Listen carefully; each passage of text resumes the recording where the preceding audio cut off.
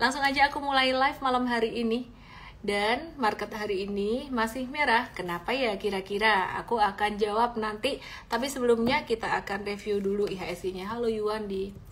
Seperti biasa kita start dari IHSG review dulu. Iya, IHSG-nya breakdown. Iya, diskon gede. Ya, sampai berapa nih dikasih support lagi di bawah 7143, support demi support dijebolin. Ya, mari kita lihat sekarang saham Big Banks. Nih gimana ini? Pelurunya udah habis ya. Banyak yang pelurunya udah habis. Ya, sekarang kita lihat yuk satu-satu ya. Market hari ini di pasar reguler 12,2 triliun dan asing net sell 1,56 triliun. Yang banyak di net sell ada saham BBCA 547,2 miliar, terus BRI itu 370,6 miliar. BBCA akhirnya mendekati support 10.150, BBRI 370 miliar. Terus net sell-nya tapi turunnya nggak signifikan dan masih mendekati support 4530 yang kita kemarin sudah antisipasi. Terus BMRI 268,5 miliar, 268,5 miliar. BRMS ini ada net sell 237,3 miliar. Adaro ada net sell 118,3 miliar ya. Jadi ini Adaro-nya dia potensi masih ada koreksi, tapi turunnya volumenya kecil sebenarnya 2 hari ini. Tapi Adaro aku udah bahas di live 2 hari yang lalu. Itu kalau mau lihat recordingnya ada di YT. Oke, yuk kita mau kita mau lihat dari saham BBCA dulu. BBCA tuh kinerjanya bagus banget di September kemarin. Jadi sebenarnya ini diskon yang bagus buat BBCA.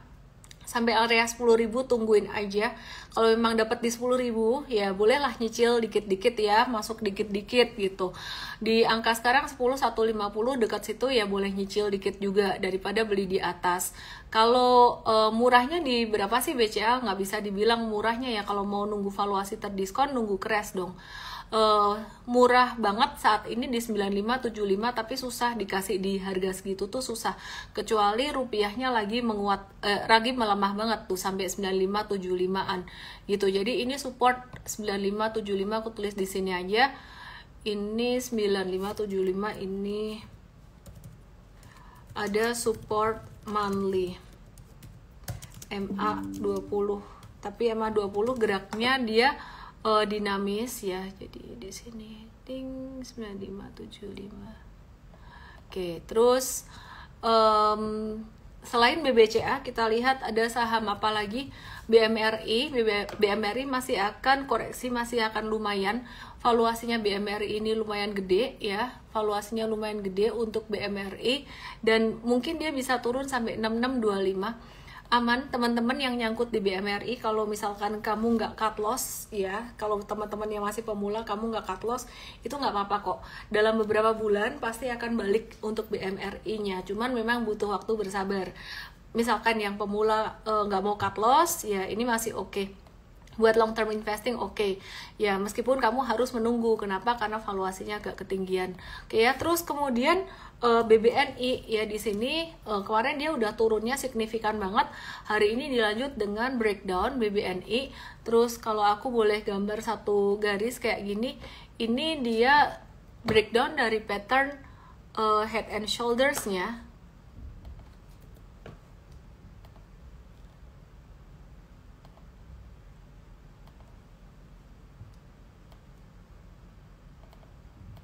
Ini breakdown dari pattern head and shoulders-nya sampai 4470. 4470. Oke. Ya, jadi di sini bisa sampai 4470-an. Hati-hati dulu kalau buat BBNI, wait and see dulu ya. Nah, terus kalau untuk yang BBRI gimana nih? Kalian pasti udah penasaran banget dan aku yakin di question box seperti biasa di like-like aja. Ini BBRI juga masih jadi trending topik. Aku bahas di depan. Ini nanti pasti banyak yang nanya lagi di belakang. Ntar aku akan ulang lagi di belakang dikit ya, summary-nya aku akan ulang. BBRI intinya ini bakalan turun sampai ke 4530, dikit lagi, turun dikit lagi. Tapi dia udah nggak semasif turunnya saham-saham big banks yang lain karena dia udah koreksi duluan. Dan aku sih view aku masih sama ya. Buat BBRI ini di November, tepatnya 1-2 hari ini kita lagi nunggu sentimen positif dari The Fed yang berpotensi akan menurunkan suku bunga. Jadi yang kita nanti tuh dia kan 6-7 November meetingnya. Nah, keputusannya tuh Jumat nanti malam, dini hari jam 2 pagi, apakah akan ada pemotongan suku bunga dari The Fed. Nah, kalau ada pemotongan suku bunga dari The Fed itu bisa menjadi sinyal positif buat bursa dan bisa ada pantulan buat bursa. Pertanyaannya, kalau misalkan The Fed nurunin suku bunga, ini kira-kira pantulannya sifatnya sementara atau pantulannya bisa bersifat lebih long lasting gitu. Ini tarik-menarik antara efek dari penurunan suku bunga dan juga kebijakan dari Donald Trump. Nah, jadi kebijakan Donald Trump tuh impact-nya gimana sih ke market? Sebenarnya aku udah jelasin ini kemarin dan 2 hari yang lalu aku udah jelasin. Impact-nya tuh sangat terasa sekali ke nilai tukar USD terhadap rupiah. Nah, perhatikan di sini, ini hari ini rupiahnya agak-agak menguat, USD-nya udah agak turun dikit. Ini menunjukkan bahwa sebenarnya market berpotensi, thank you Fadil, ya market berpotensi akan ada sedikit technical rebound gitu ya. Nah, apakah hari ini akan menjadi bottom market? Kemungkinan. Tapi intinya teman-teman tetap selalu sedia cash, jangan cashnya dihabisin sekarang. Gitu aja. Jadi kemungkinan nanti setelah The Fed turunin suku bunga pertama di November, harapannya nurunin 25 basis point, bisa diturunin, bisa enggak. Jadi The Fed nggak bisa benar-benar diprediksi. Perkiraan turun 25 basis point. Kalau The Fed turunin suku bunga sesuai perkiraan, maka market akan merespon positif biasanya. Tapi bisa juga The Fed nggak nurunin sama sekali dan nuruninnya di Desember nanti. Atau malah The Fed nurunin 50 basis point sekarang, toh Desember nggak nurunin. Jadi gimana impact-nya? Kalau The Fed nggak nurunin suku bunga sama sekali besok, maka market akan berpotensi merah atau sideways. Nah, hijaunya kapan? Hijaunya mendekati bulan Desember. Tapi kalau besok The Fed nurunin suku bunga 25 basis point, market akan hijau tapi hijaunya nggak banyak. Dan market akan kembali lanjut sideways. Hijau lagi di Desember. Jika besok The Fed nurunin suku bunga 50 basis point, market akan hijaunya kenceng, tapi habis itu nggak ada sentimen apa-apa lagi. Ya, jadi siap-siap aja gitu. Jadi fluktuasinya tetap ada gitu. What to do nanti aku akan kasih tahu juga. Jadi sabar nonton live-nya sampai akhir. Intinya kalau ngelihat dari nilai tukar US dollar terhadap rupiah dan juga terhadap mata uang asing, hari ini tuh udah mulai ketahan naikannya. Nah, tapi besok-besok masih bisa nih, dia masih bisa tren USD itu menguat lagi gitu. Hari ini ketahan sementara. Oke, aku akan ulang lagi bagaimana efeknya Donald Trump ini terpilih menjadi presiden untuk perekonomian. Ada plus minusnya, terutama untuk pasar saham, ini impact-nya gimana. Donald Trump ini kan sangat mendukung sekali para pebisnis ya. Nah, jadi aku mau bahas dari kacamata yang berbeda dibandingkan dengan ulasan aku yang ada di live kemarin ya. Jadi yang ada di rekaman di JT kemarin itu. Oke, kemarin ada dibahas beberapa hal tentang pajak dan juga kebijakan dalam negerinya. Sekarang saya mau bahas lebih ke efek perang dagangnya. Ya, jadi hasil diskusi dengan tim aku juga. Jadi Trump ini pro untuk memajukan bisnis Amerika. Sehingga impor itu akan dipasang tarif tinggi 20% sama Donald Trump. Nah, khusus impor dari China itu tarifnya gendeng 60%. Waduh, itu akan memberatkan pengusaha-pengusaha yang mereka impor dari China ke Amerika. Dan hal ini impact-nya apa? Teorinya kalau misalkan pengusaha-pengusaha itu ngeyel impor dari China, pasti harga barang akan naik dong. Nah, jadi barang-barang dari China ini mereka akan kalah bersaing lah istilahnya dengan barang-barang dari Amerika atau dari negara lain. Maunya Donald Trump kayak gitu. Jadi nggak yang barang dari China yang menang terus. Impactnya apa? Impactnya mungkin inflasi bisa naik karena tarif impor tuh tinggi dan memaksa perusahaan buat naikin harga barangnya supaya bisa tetap untung.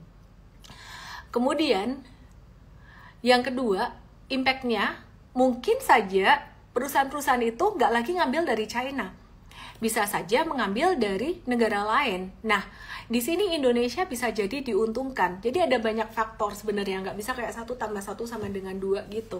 Kalau misalkan perusahaan-perusahaan di Amerika ini dibebani tarif impor 60% kalau mereka impor dari China, mereka bisa impor dari negara lain, negara berkembang lain yang sekarang lagi rame apa? Vietnam dan Indonesia. Ya, jadi ini akan mendorong ekspor Indonesia ke Amerika, meskipun sebenarnya tarif impor dari negara lain juga dinaikin, tapi kan 20% doang, dibanding 60% ya masih oke lah ya, gitu. Oke, terus impactnya lagi, kalau misalkan perusahaan-perusahaan ini ngeyel impor dari China, atau mungkin mereka just impor aja lah dari negara lain lah gitu, tarifnya naik, nah itu akan memicu inflasi. Sehingga kalau inflasinya tinggi, maka The Fed cenderung menaikkan suku bunga. Padahal sebenarnya maunya Donald Trump ini juga, dia tuh sering ngerecokin The Fed untuk, yuk suku bunganya diturunin gitu loh. Supaya pedagang-pedagang, pengusaha-pengusaha, dan industri di Amerika ini kalau mereka mau ngutang ke bank, itu beban bunganya nggak terlalu gede, istilahnya kayak gitu. Jadi di sini ada kayak tarik-menarik, bullish dan hawkish, pro dan kontra untuk ke pasar saham, impact ke pasar saham dengan terpilihnya Donald Trump. Nah, sementara ini impactnya masih sangat terasa ke USD gitu ya. Jadi USD-nya kemarin sempat menguat gitu. Nah, kita lihat secara historical. Secara historical perang dagang itu ngefek nggak sih ke inflasi? Sebenarnya perang dagang itu tidak terlalu berdampak ke inflasi, karena faktor inflasi itu ada banyak hal ya, banyak banget faktornya gitu. Di era Trump sebelumnya rata-rata inflasi itu cukup rendah, sekitaran 1,9%, padahal Trump ya lumayan gila gitu. Sedangkan di era Biden itu tanpa perang dagang, atau mungkin adalah perang dagang tapi nggak segalak Trump lah, itu inflasi rata-ratanya malah di 5,7%. Itu karena faktor lain-lain gitu ya. Jadi ada COVID, ada cetak uang banyak yang menimbulkan inflasi gitu. Jadi tidak semata-mata karena kebijakan si presiden ini dalam perang dagang gitu loh. Nah, terus jadi walaupun secara teori kemungkinan bisa inflasi, tapi kalau dilihat dari data ini, inflasi itu tidak serta-merta terjadi hanya karena tarif impor saja, masih ada banyak faktor yang lain gitu. Nah, terus bicara soal perang dagang di Amerika dan China, ini masih berlanjut, kemungkinan akan memberikan efek dalam beberapa skenario. Skenario pertama yang tadi saya sempat ceritakan, perusahaan Amerika tuh yang keberatan bayar tarif impor ke China mungkin akan cari alternatif lain, salah satunya ya Indonesia, dan membuka peluang buat Indonesia jadi mitra dagang Amerika yang lebih dekat, mungkin melengkapi atau mengkomplement lah ya, bukan menggantikan China gitu. Jadi just for info, Amerika tuh adalah pasar ekspor Indonesia terbesar kedua dengan kontribusi sekitaran 10,6%, dan yang terbesar pertama itu untuk ekspor non migas itu ke China gitu ya. Terus yang kedua, efek yang kedua tentang perang dagang ini, tarif perang dagang yang meningkat, permintaan impor dari China, jadi plus dan minus efeknya. Tadi efek plusnya buat Indonesia, sekarang efek minusnya. Permintaan impor dari China itu, maksudnya China itu impor barang dari Indonesia ke China gitulah maksudnya. Jadi Indonesia ekspor ke China itu bisa agak berkurang karena ekonominya agak-agak slow down, jualannya kan lebih susah ya ke Amerika. Tapi China juga bisa jualan di negara lain sih sebenarnya. Nah, itu bisa menurunkan ekspor komoditas ke China. Tapi nggak usah takut juga, ada efek lain juga, ada faktor lain di mana China lagi ngegas banget ngasih stimulus-stimulus dan bantuan-bantuan buat negaranya ya. Ada bikin surat utang negara, ada debt swap, ada ngasih BLT, banyak lah, dan nilainya tuh kuadriliun tuh ribuan triliun gitu loh. Jadi nggak usah terlalu takut dengan masa pemerintahan Trump ini bakal gimana. Nah, dari tadi aku sebut yang faktor yang bikin kemarin market kita melemah adalah suku bunga gitu. Mungkin ada yang beberapa bertanya, bukannya karena asing keluar ya? Ya iya, asing keluar karena karena nilai tukar rupiah. Nah, kenapa asing keluar? Karena nilai tukar rupiah gini. Jadi nilai tukar rupiah atau nilai tukar suatu negara itu sangat berpengaruh pada investasi si investor. Jadi kalau misalkan investor asing belilah saham di Indonesia atau berinvestasi di sektor real di Indonesia, mereka kan investasinya dalam rupiah ya. Rupiah itu dibandingkan dengan mata uang mereka tuh gimana? Kalau rupiahnya atau mata uang negara ini menguat, maka mereka tuh bukan cuma cuan dari sahamnya aja, dari harga sahamnya aja, bukan cuma cuan dari laba perusahaannya, tapi dia juga bisa cuan dari apa? Dari mata uang negara itu. Nah, sebaliknya kalau mereka taruh di instrumen investasi di Amerika gitu ya, kalau misalkan di Amerika suku bunganya tinggi gitu, mereka taruhlah di investasi di Amerika dalam bentuk USD. Misalkan segampang naruh di obligasi di Amerika, atau naruh di deposito di Amerika, atau saham di Amerika. Itu mereka untung kalau misalkan ada cuan dari obligasi, deposito, atau kenaikan harga saham atau dividen saham. Itu bukan cuma untung dari instrumen investasinya aja, tapi juga untung dari mata uangnya. Jadi logikanya di situ, kenapa investor asing itu melihat mata uang satu negara tuh sangat penting sekali. Dan rupiah kita tuh sebenarnya kemarin udah sempat menguat lumayan sejak, ini aku kasih lihat chartnya. Jadi ini kalian mesti ngerti kayak gini, ini penting banget. Ini aku kasih lihat chartnya ya, rupiah itu sebenarnya udah menguat banyak banget dibandingkan dengan bulan Juni 2024 yang di tok-tok yang di YT, boleh ke IG untuk bisa lihat chartnya. Nah ini sudah menguat sekitaran 8%, hampir 10% dibandingkan dengan masa terlemahnya rupiah atau tertingginya USD di 25 Juni kemarin setelah The Fed nurunin suku bunga. Jadi sekarang itu bukan masa terlemah sih, kalau menurut aku sih ini normal aja, kondisi kayak gini ini normal aja, dan nanti rupiah ini akan kembali berfluktuasi dalam range 15.500 sampai 16.000, fluktuasinya di situ kurang lebih. Oke ya. Nah, jadi apa yang bisa diharapkan di sini? Kalau aku melihat pelemahan ini sifatnya sementara atau temporer aja. Ya, jadi Donald Trump lagi merayakan ini semua dan rupiahnya melemah, ini sifatnya temporer. Maka dari itu teman-teman investor jangan stres dulu, jangan kayak panik-panik dulu, harus bisa melihat apa yang dilihat oleh investor besar itu bagaimana. Apa yang dilihat oleh investor besar? Satu, pemotongan suku bunga Amerika itu masih menjadi agenda yang sudah direncanakan oleh The Fed, dan memang Donald Trump juga mau ya. Nah, jadi untuk efek inflasi dari perang dagang itu juga nggak akan langsung terjadi saat ini juga, belum tentu gitu loh. Kalaupun itu terjadinya mungkin dalam beberapa bulan ke depan, baru mulai terasa tuh mungkin sekitaran 3-6 bulan ke depan, malah mungkin setahun ke depan itu baru sangat terasa. Sehingga buat kalian yang punya barang, misalkan ada beli BRI atau beli BMRI di ketinggian, masih ada waktu kok dikasih napas buat market nanti ada sentimen positif, The Fed bakalan nurunin suku bunga yang kemungkinan akan diturunkan pada meeting The Fed FOMC malam ini di jam 2 dini hari nanti. Atau kalau malam ini nggak diturunin, masih potensi diturunin di Desember.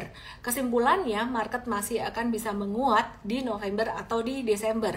Dan kita melihat bahwa pelemahan market saat ini adalah momen kemungkinan menjadi bottom market di kuartal keempat. Nah, Ellen, kok kamu ngomongnya kemarin 2 hari yang lalu bottom market, hari ini bottom market lagi? Jadi bottom market itu jangan dilihat sebagai satu hari. Bottom market itu bisa terjadi dalam beberapa hari. Jadi kayak gambar grafiknya itu bukan cuman V1 terus naik, enggak. Nah, kalau kayak gitu saham gorengan. Nah, yang terjadi adalah gambar di chartnya itu mungkin pas turun zigzag gini, bottomnya tuh mungkin zigzag ke samping, jadi kayak sideways gitu. Mungkin kalau aku bisa kasih lihat contoh ya, ini contoh USD bottoming. USD-nya bottoming di tanggal 24 September 23. Nah, tepatnya dari 20 September sampai dengan tanggal 30 September, bahkan 1 Oktober. Ini kan terjadinya bottomingnya tuh berapa hari? 1, 2, 3, 4, 5, 6, 7. 8 hari. Nah, kira-kira kayak gitu. Bentuk bottoming bisa terjadi seperti ini. Nah, jadi kalau bottoming di BBRI kemungkinan bentuknya akan jadi kayak gini. Ini aku gambar di Igoy, teman-teman yang ada di YT yang ada di TokTok boleh lihat, bisa kayak gini. Mungkin breakdown dikit lah, terus dia bisa naik gitu ya. Jadi kayak gini. Atau mungkin kalau malam ini ternyata The Fed turunin suku bunganya banyak, dia bisa naik begini gitu loh. Jadi nggak ada yang bisa nebak nih Mr. Powell nih malam hari ini bakal ngomong apa. Cuman perkiraan aja nih, kira-kira 25 basis point nih. Wah, ternyata Mr. Powell-nya lagi baik hati, dia turunin 50 basis point langsung naik tuh. Tapi kalau Powell nggak mau turunin sama sekali, ini Om Trump lagi naik nih, dia dari aku kalau kebalik-balik tolong dianulir ya, dikasih tahu ya, satu dari Demokrat, satu dari Republikan gitu. Misal males yang kepilih dia gitu, udahlah aku turunin, Om Trump bawel, sukanya ngatur The Fed gitu, males aku nggak turunin gitu. Bisa aja gitu loh. Jadi marketnya turun, nanti The Fed baru nurunin di Desember, bisa aja gitu loh. Kan kita nggak tahu ya. Jadi di September kemarin perkiraan The Fed nurunin cuma 25 basis point, ternyata Mr. Powell ini mulutnya sakti sekali gitu loh. Sekali dia batuk aja tuh ditungguin sama market. Batuk itu artinya apa? Sebut kata inflasi, artinya oh ini inflasi, dia nyebut 3 kali nih bakalan nurunin suku bunga, kayak gitu, sampai kayak gitu. Sampai ada dot plotnya berapa persen dia nurunin suku bunga berapa. Ternyata meskipun udah diprediksi dia nurunin 25 basis point, dia turunin 50 basis point. Jadi intinya tuh nggak usah terlalu panik. Pokoknya kita tahu dalam jangka panjang The Fed ini bakalan nurunin suku bunga gitu loh. Ya kecuali Mr. Trump ini begitu gila dengan tarif perang dagang dan inflasi jadi naik tinggi. Tapi ingat sekali lagi, waktu itu ketika Trump menjabat itu inflasi juga nggak naik kebanyakan kok. Jadi intinya aku cuma mau ngasih pesan buat kalian, sebenarnya buat long term investing, kalau sahammu kayak big banks itu tuh nggak usah takut sih sebenarnya sih. Justru yang aku mau kasih pesan, aku mau ini ya teman-teman, yang kamu harus hati-hati, yang aku mau kasih warning adalah saham-saham trading. Saham-saham trading itu contoh saham-saham yang secara fundamental gak bagus atau secara fundamental masih struggle, tapi harga sahamnya tuh menarik, ada akumulasi, mungkin perusahaannya masih rugi gitu kan ya. Itu ada akumulasi secara trading. Nah, itu kalau breakdown harus cepat di-cut. Perusahaan-perusahaan teknologi kayak gitu. Nah, terlepas nanti kalau The Fed nurunin suku bunga dia naik lagi, tapi gak ada level kepastiannya di saham tuh, nggak ada kepastian, tapi potensi untuk dia bisa disukai oleh investor gede untuk diakumulasi duluan itu ya. Sekarang kalau sama-sama diskon kayak gini, pastinya investor gede akan milih perusahaan yang lebih bagus dong. Orang big bank saja diskon, kira-kira kayak gitu, BBTN aja diskon, kira-kira kayak gitulah, mereka akan pilih kayak gitu dulu. Yang kedua, saham komoditi ini kayak pedang bermata dua. Saham komoditi itu dia bisa naik ketika market lagi kayak gini dan bisa turun sewaktu-waktu gitu. Yang kamu perlu perhatikan dari saham komoditi itu adalah pastinya harga komoditinya yang pertama. Nah, harga komoditi ini berpengaruh atau mencerminkan pergerakan saham dalam jangka pendek dan jangka panjang. Maksudnya gimana? Jangka pendek itu fluktuasinya ngikut harga komoditi saat ini. Contohnya Inco. Kalau nikelnya naik, dia langsung naik. Kalau nikelnya turun, dia langsung turun. Demikian pula dengan TINS dan Antam dan saham lainnya. Tapi perhatikan, jika Anda lihat secara historical, harga komoditinya ditarik mundur ke belakang selama mungkin 3 bulan atau 1 tahun ke belakang, itu trennya naik, itu akan impact ke harga komoditi itu secara jangka panjang. Sebagai contoh TINS itu meskipun dia ada fluktuasi dengan harga timah saat ini, tapi TINS ini ya ada impact positif dari bersih-bersih korupsi itu, dan harga timahnya juga waktu itu naik. Antam juga harga emas kemarin sempat cukup naik secara historikal, meskipun hari ini turun. Itu bisa diperhatikan untuk jangka menengah panjang. Oke ya.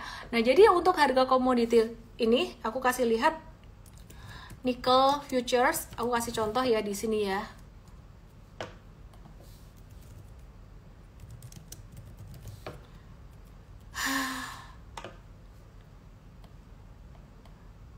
Tarik nafas dulu, ngomong panjang lumayan juga ternyata ya. Nah ini nikelnya, dia kan sideways dalam jangka panjangnya.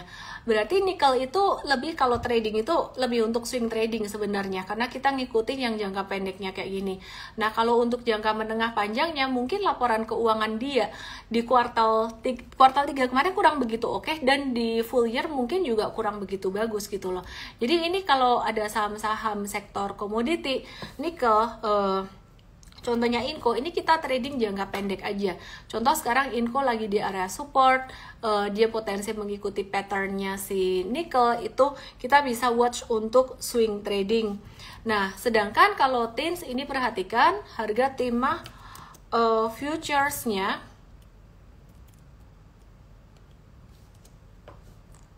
Harga timah futures ini sebenarnya mirip kayak harga nikel juga, dia nggak kemana-mana. Jadi kalau untuk tin ini kita ngebandinginnya dengan, ini kan dia harganya sekarang 31 ribuan ya, kita ngebandinginnya dengan harga timah ketika dulu belum dikorupsi. Jadi belum dikorupsi itu tahun berapa sih kalau nggak salah ya, perkiraan saya itu ya, kalau salah tolong saya dikoreksi kalau misalkan ada yang tahu lebih detail tentang case-nya gitu. Sekitaran tahun 2017 tuh harganya 21 ribuan, 21.600, 21.500. Jadi kalau misalkan di 21.500 di harga 21.an itu di tahun 2017 si TINS udah cuan, harusnya toh dengan harga yang sekarang ini juga mestinya dia cuannya juga lebih banyak gitu loh. Ya, dengan tidak ada korupsi gitu loh kan, harus logika aja sih, volumenya tetap pun nggak usah bertambah, dikaliin dengan harga average selling price, harga timah yang beda sekitar 10.000 dibandingkan dengan tahun 2017. Nah itu kan sebenarnya lebih oke ya gitu loh. Nah jadi itu sih logikanya di situ. Nah kalau emas, perhatiin di sini, emas ini naik tinggi, ini dari tahun kemarin pun udah naik tinggi. Jadi sebenarnya ini pasti akan sangat impactful ke laporan keuangan emiten emas gitu ya. Jadi nanti kita akan review untuk emiten emasnya satu-satu. Ini dari bulan November 2022 dia naik sekitaran 72% ya. Jadi dari November 2022 harga emas sudah naik 72%. Terus kemudian kita coba lihat beberapa emiten emas. Ini ada MDKA, Merdeka Copper Gold. Di sini nggak cuma emas ya, namanya juga copper, ada coppernya juga dan lain-lain. Kita coba lihat harga copper. Copper itu tembaga. Kita lihat harga copper tembaga. Thank you yang di TokTok yang ngasih gift. Sideways juga. Jadi lebih ke impact harga emasnya.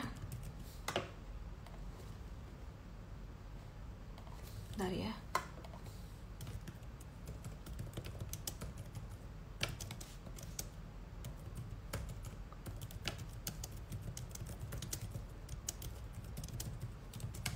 Oke, terus kita lihat dia di sini lagi di bawah di support sideways level 2180 support kuatnya. Jadi aku hapusin garis-garis yang lain. Jadi wait and see di sekitaran level 2180. 2180 ini support yang kuat banget. Kayak gini. Aku gambar pakai rectangle aja, lihat di IGOI ya teman-teman, IGOI aku atau INSTA GRAM aku @ellenme_official. Oke, rectangle di sini ini supportnya. Ini range support sekitar, nah kayak gini nih. Nih, kalau mau aman banget ya nunggu di 2080. Kalau kalian mau aman belinya dikit-dikit 2080. Kalau mau sekarang udah mulai nyicil sih oke juga gitu.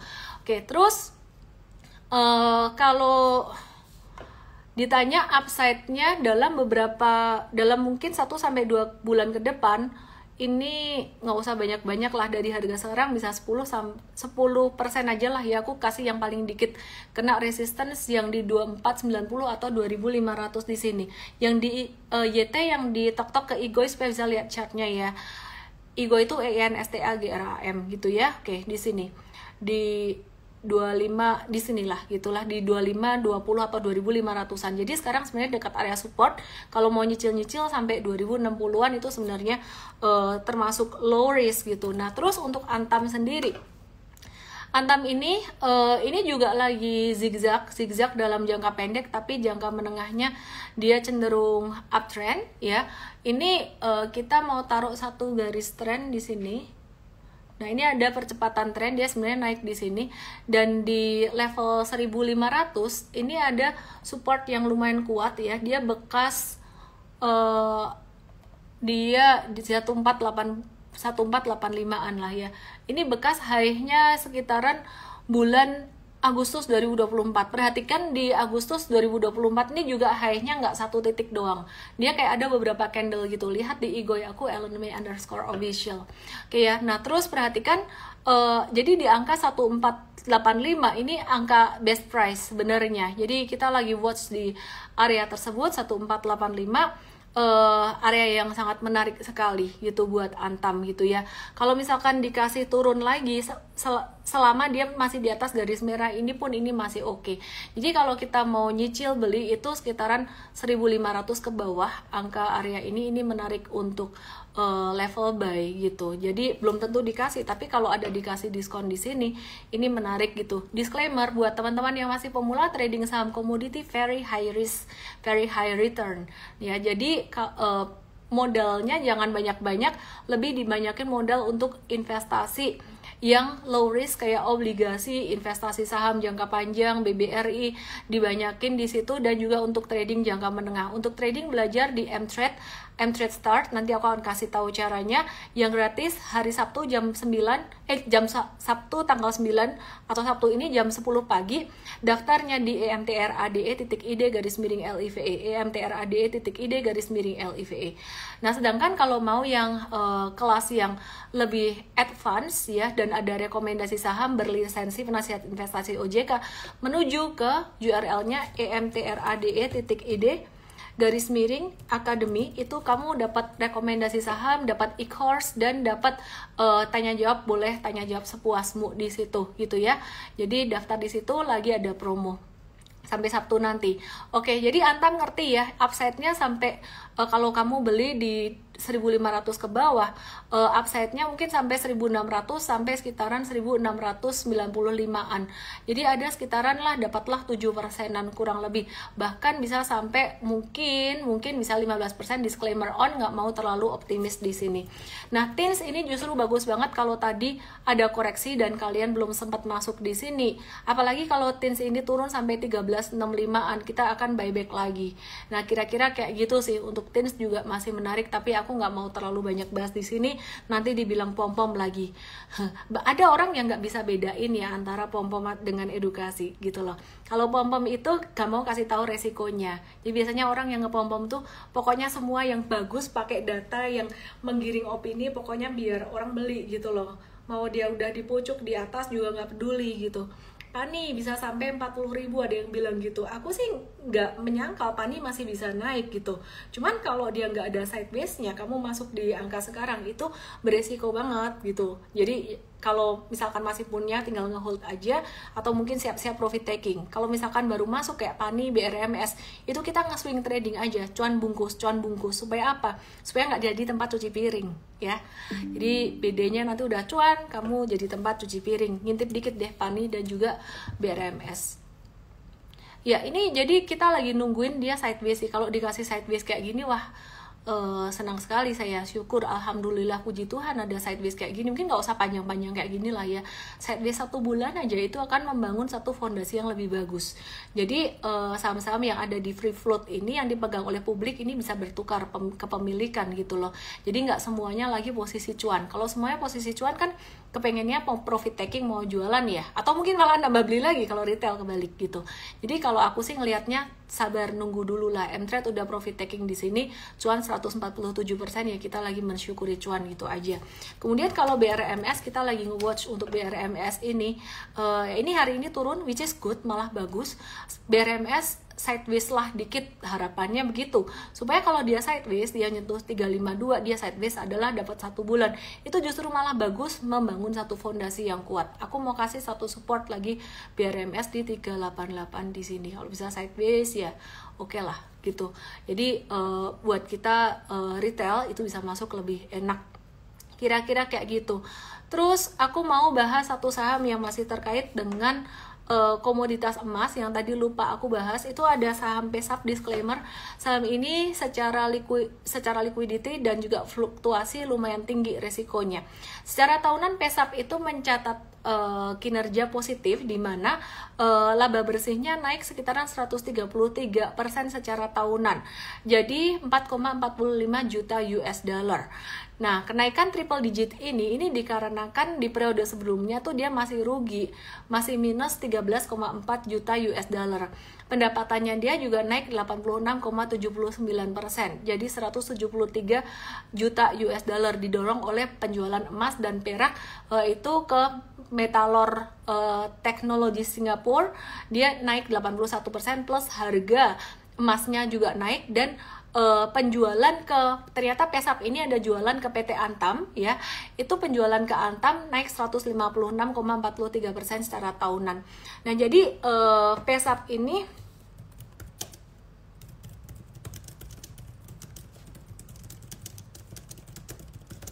ya, jadi PESAP ini secara jangka menengah kita ada review biaya untuk trading jangka menengah, karena dia pas retracement-nya tuh cakep banget sampai di area supportnya, balik ke support, bekas breakout, dan harga emasnya tuh masih oke.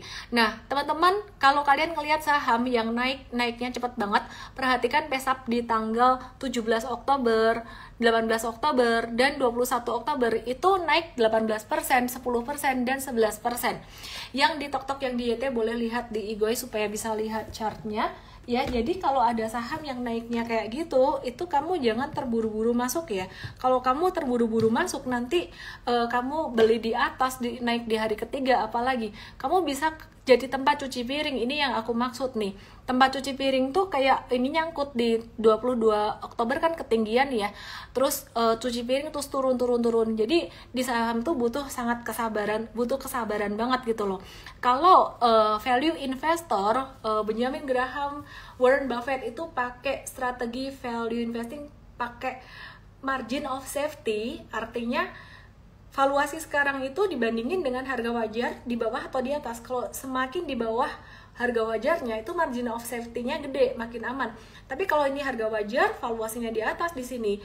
Nah, ini harga ini beresiko banget, margin of safety-nya malah jadi kebalik, jadi negatif. Nah, kalau kita trading technical, margin of safety kita nggak pakai kayak gitu. Margin of safety kita sebenarnya kita pakai support dan resistance.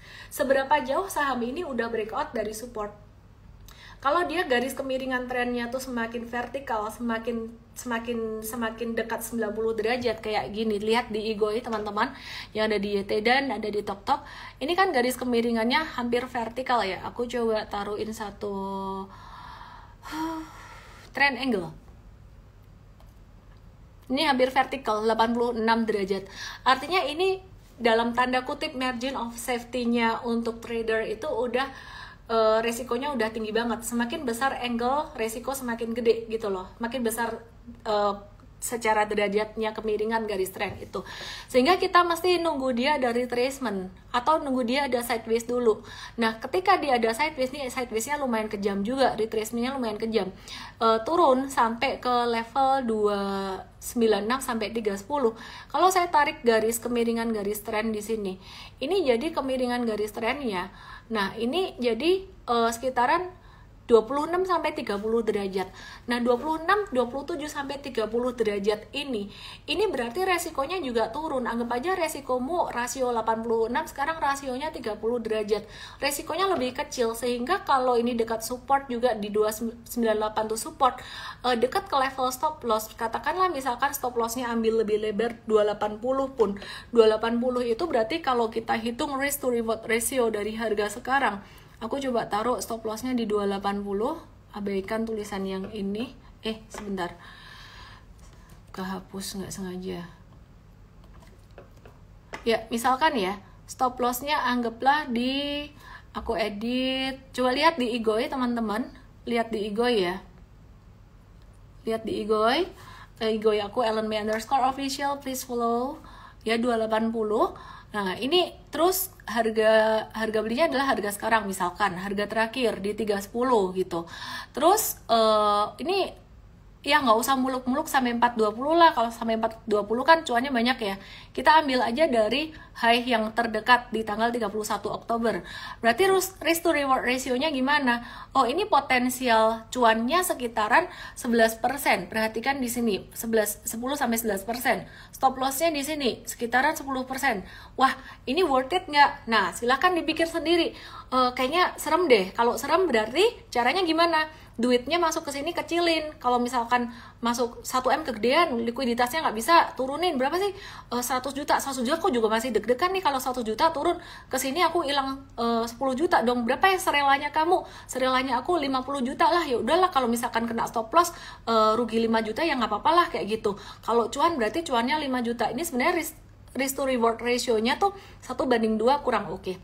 Nah, tapi kalau kamu maksain stop loss-nya dikecilin, stop loss-nya di 298, nah itu nggak bagus juga. Kenapa? Karena dia dekat dengan area support. Sebenarnya edukasi ini sangat penting sekali, dan edukasi kayak gini, ini tiap hari ada di morning briefing M-Trade. Kalau kamu mau daftar M-Trade, kamu daftarnya ke emtrade.id/academy, dan itu adalah program berbayar. Saya ngomong dulu, jadi nggak bisa semuanya gratisan.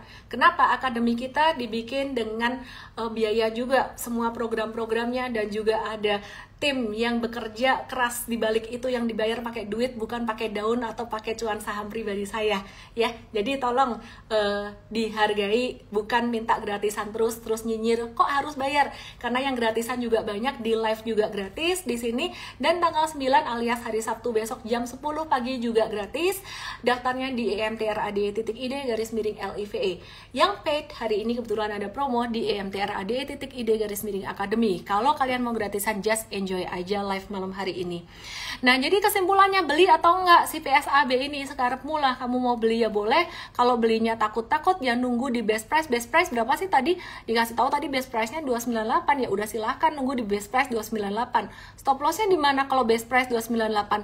Ya katakanlah stop loss-nya di 284 misalnya di sini. Kamu dapat di 298, berarti lebih low risk. Nah, ini stop loss-nya 4%, reward-nya 11%. Risk to reward ratio 3,43 kali. Masuk akal nggak masuk di sini? Oh iya, yang ini lebih masuk akal. Kalau gitu saya sabar menanti deh, kayak restoran Padang, sabar menanti. Sampai di sini kamu paham atau enggak? Coba tulis di kolom komen. Malam hari ini edukasi tentang PSAB itu sangat penting sekali ya. Jadi kalau dari value investing itu ada istilah margin of safety buat ngelihat resiko. Value investing, Warren Buffett selalu pakai itu. Ketika Warren Buffett ditanya, kok lu hebat banget bisa beli saham pas lagi di bottom banget, abis itu naik gitu, apa lu mainin sendiri? Kagak, kalau aku tahu dia di bottom ya aku masuk lebih banyak. Terus kenapa lu beli di situ? Ya simply karena dia valuasinya murah banget, margin of safety-nya gede. Sama, trader juga kayak gitu. Yang jadi tantangan, kesulitannya adalah bukan soal analisisnya, tapi emosi diri sendiri. Aku nggak menggurui kalian, aku nggak ngejudge. Aku ngomong ini dari pengalaman aku sendiri. Ya, jadi aku bisa ngomong begini karena aku mengalami gitu loh. Oke, satu lagi hal penting yang saya mau bagiin buat kalian malam hari ini, edukasi banyak. Sebenarnya iya gengs ya, kamu tuh kalau misalkan fokus satu saham doang, trading di situ, asalkan sabar, kayak kacamata kuda itu doang, nggak usah lihat kanan kiri, kamu bisa cuannya lebih konsisten. Kenapa? Kamu jadi bisa merasakan fluktuasi saham itu. Ada teman aku yang dia tuh fokusnya pokoknya muter-muter 5 saham itu doang. Jadi lebih liquid, sahamnya udah liquid, ya udah muter-muternya di situ, trading situ doang. Ternyata bisa untung. Caranya bagaimana? Lihat di Igoy, aku akan kasih lihat caranya. Igoy aku @ellen_official. Igoy itu means INSTAGRAM. Oke ya, caranya gimana? Ya kamu harus ngerti dulu ilmu untuk membaca chart atau pakai ilmu super trader kita. Belajar start di M-Trade Start hari Sabtu jam 10 di emtrade/LIVA. Caranya kayak gini, aku kasih contoh. Tadi aku sempat buka MDKA, aku kasih contoh ya. Sesimpel ini, MDKA bukan pilihan terbaik dan aku bukan lagi pom-pom atau suruh kalian beli ini, tapi aku kasih contoh. MDKA ini, kalau kalian bahasa Jawa nih, bahasa Jawa nih itu niteni support dan niteni resistance. supportnya di sini.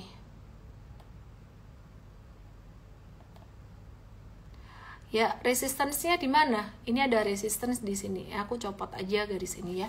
Jadi support yang di bagian yang aku kotakin ini support. Kalau kalian beli di sini, ini low risk. Terus profit taking-nya di mana? Dititeni bahasa Jawanya. Oh, resistance. Oh, resistance-nya tuh di sini. Dekat area ini berarti jualan. Berarti kalau kamu mau aman pakai margin of safety-nya si trader yang bukan pakai valuasi ya. Cari belinya tuh semakin dekat dengan support semakin bagus, kecuali dia breakout ya. Kalau breakout ya nunggu retracement semakin dekat dengan support gitu. Nah, berarti belinya di sini dong, di area di bawah 2250 ya kan? Kalau sabar nunggu. Masalahnya banyak orang yang nggak sabar nunggu dan pindah-pindah saham yang lain, terus jual di sini. Oke, ya udah, ini saham terlalu sideways arahnya, cariin dong saham yang lebih positif gitu. Oke, kita coba lihat, kita move ke BBTN. Kita lihat BBTN ya. Saya pribadi ada tektokin tradingin saham ini beberapa kali gitu. Ya jadi perhatikan BBTN ini di garis merah ini sebenarnya dia uptrend. Pada kemarin dia breakdown jadi sideways lagi. Nah, perhatikan BBTN. Trade ini ada trading beberapa kali BBTN juga. Oke ya, contoh, katakanlah kamu trading BBTN. Aku kasih tanda dulu. Ya, ini trading BBTN misalkan nih, ada beli di sini. Waktu itu kita ada trade juga. Terus profit taking di sini, pas dia belok ke bawah. Lu kok bisa ngerti puncak? Enggak, kita nggak ngerti pas di bottom hari itu, nggak ngerti kok. Pas kebetulan kita dapat di bottom sesekali iya, tapi kadang-kadang bisa breakdown juga. Nah, tapi di sini pas naik nih gitu, terus ini belok ke bawah, kita jual, kita profit taking. Nah, ada nih transaksinya, terus kemudian ada historinya, terus kemudian di bawah sini kita coba cek ya, bener nggak sih? Aku mau cek BBTN deh. Kalau nggak BBTN waktu itu BNGA aja, aku lupa ingat. 11 Oktober 7 sampai 11. Oh iya bener, 7 tuh di bottom sini, 11 tuh di sini, 11 di sini. Ya, kadang jualan di sini. Intinya cuan aja gitu loh. Nah, terus aku ulang lagi ya. Terus ternyata kamu mau mengulang trade yang sama, 1365 dititeni jadi support. Oh, ternyata breakdown. Ya udah, cut loss. Nah, kita tunggu lagi sampai dia membentuk support yang baru atau ditungguin di sini. Gitu. Terus ada saham lagi yang lain yang gampang banget dititeni, atau bahasa Jawanya dititeni, bahasa Indonesia itu kayak diperhatiin gitulah. Nah, ini BBRI, simpel aja, yang saham sejuta umat banyak ditanyain. Ini 4520 kena di sini, 45 mantul. Ya udah, tungguin di sini. ASII ini banyak juga ditanyain. ASII di 5000 apalagi, aduh ini udah kelihatan banget nih garis aku di 5000, tolong jangan dihapus ya tim coach ya yang nonton, tolong ditulis di grup kita. Jangan dihapus, angka 5000 ini penting.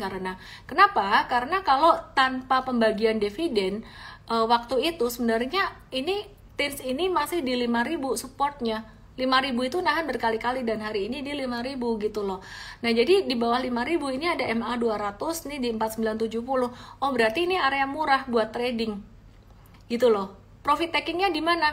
Berkali-kali dia kejeduk di 5.300. Ya udah, berarti profit takingnya dekat-dekat area itu. Nggak harus nungguin pas 3.700.